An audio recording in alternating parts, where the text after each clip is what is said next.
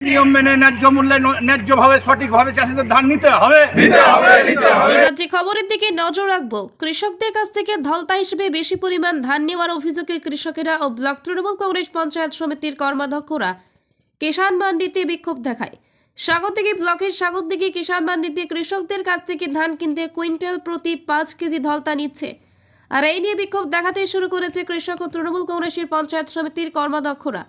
কেননা একজন চাষি যদি একটি কার্ডে 30 কুইন্টাল ধান বিক্রি করে, তাহলে 5 কেজি করে নিলে 1 কুইন্টাল 50 কিলো ধলতা নিচ্ছে।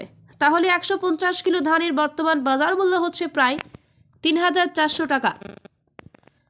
স্বাগতিকি কিষাণ মান্ডিতে প্রতিদিন গড়ে 500 কুইন্টাল ধান কেনা হয় কৃষকদের কাছ থেকে। হিসাবে আনুমানিক 60,000 থেকে 70,000 টাকা ওঠে কৃষকদের কাছ থেকে। সেই টাকা যাচ্ছে কোথায়, এই নিয়ে প্রশ্ন উঠেছে স্বাগতিকি কৃষকদের মধ্যে।